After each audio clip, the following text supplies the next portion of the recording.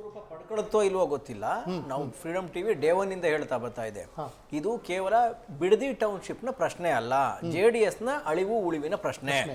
ರಾಜ್ಯ ರಾಜಕಾರಣದಲ್ಲಿ 2028ರ ಎಲೆಕ್ಷನ್ಗೆ ಈಗಾಗಲೇ ಪ್ರಚಾರ ಶುರುವಾಗಿದೆ, ಅದು ಬಿಡದಿಯಿಂದ ಶುರುವಾಗಿದೆ ಅನ್ನೋ ಮಾತನ್ನ ಹಿಂದಿನಿಂದ ಹೇಳ್ತಾ ಬರ್ತಾ ಇದೀವಿ. ದೇವೇಗೌಡರು ಇನ್ನೇನು ಶಾಂತವಾಗ್ತಾ ಇದೆ ಅನ್ನೋ ಹೊತ್ತಲ್ಲಿ ಇವತ್ತು ದೇವೇಗೌಡರ ಎಂಟ್ರಿ ಆಗಿದೆ.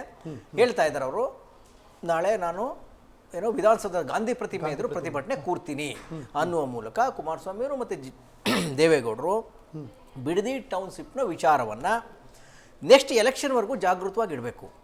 ಅದು ಟೌನ್ಶಿಪ್ಪು ನಿಲ್ಲುವ ಸಾಧ್ಯತೆಗಳು ತೀರಾ ಕಡಿಮೆ. ಯಾಕೆಂದರೆ ಕೇಂದ್ರ ಸರ್ಕಾರದ ಕೃಪೆ ಇದೆ ಅದರ ಮೇಲೆ. AI ಟೌನ್ಶಿಪ್ ಮಾಡಬೇಕು ಅಂತ ಕೇಂದ್ರ ಸರ್ಕಾರ ಅಪ್ರೂವಲ್ ಮಾಡಿದೆ. ಹಾಗಾಗಿ ಅದು ನಿಲ್ಲುವ ಸಾಧ್ಯತೆಗಳು ತೀರಾ ಕ್ಷೀಣವಾಗಿದೆ.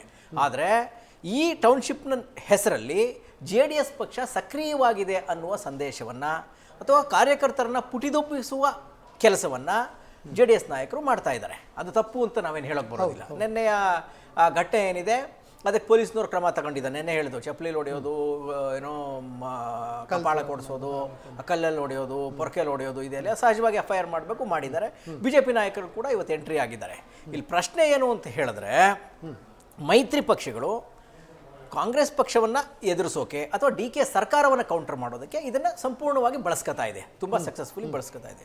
ಇನ್ನೊಂದು ನನ್ನ ಸೋರ್ಸ್ ಏನೋ ಇವತ್ತು ಹೇಳ್ತಾ ಇದ್ರು, ಕುಮಾರಸ್ವಾಮಿ ಅವರು, ನಾವು ಹೇಳ್ತಾ ಇದ್ವಿ ಮೋದಿಯವರು ಇದಕ್ಕೆ ಏನೋ ಜೈ ಅಂತಾರೆ, DKಗೆ ಮೋದಿಯವ್ರ ಸಪೋರ್ಟ್ ಸಿಗುತ್ತೆ, ಹಾಗಾಗಿ ಟೌನ್ಶಿಪ್ ವಿಚಾರ ನನಗುದಿಗೆ ಬೀಳುತ್ತೆ ಅಂತ ಹೇಳ್ತಾ ಇದ್ದು. ಆದರೆ ರಾಜಕೀಯವಾಗಿ ಇದನ್ನು ಜಾಗೃತವಾಗಿಡುವ ಕೆಲಸವನ್ನು ಮೈತ್ರಿ ಪಡೆ ಮಾಡೇ ಮಾಡುತ್ತೆ. ಇದಕ್ಕೆ ವರಿಷ್ಠರ BJP ವರಿಷ್ಠರ ಸಹಮತ ಕೂಡ ಇದೆ.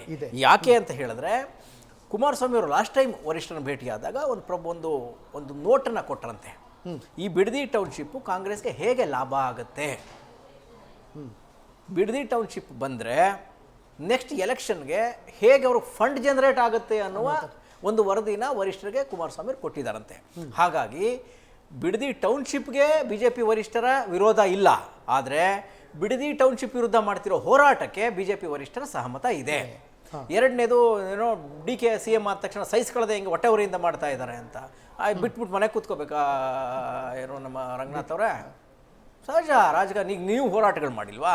ಹೋರಾಟ ತಪ್ಪು ಅಂತ ಹೇಳೋಕ್ಕಾಗೋದಿಲ್ಲ. ಆಮೇಲೆ ದೇವೇಗೌಡರು ಧುಮುಕಿರೋದಿದೆಯಲ್ಲ, ಇಡೀ ರಾಜ್ಯವ್ಯಾಪಿ ಅವರ ಕಾರ್ಯಕರ್ತರನ್ನು ಹುರಿದುಂಬಿಸುವ ಕೆಲಸವನ್ನು JDS ಮಾಡ್ತಾ ಇದೆ. ಇದೊಂದು ರಾಜಕೀಯ ಹೋರಾಟ, ಹಾಗಾಗಿ ಇದನ್ನು ಯಾರೂ ಟೀಕೆ ಮಾಡೋಕ್ಕೆ ಸಾಧ್ಯ ಆಗೋದಿಲ್ಲ.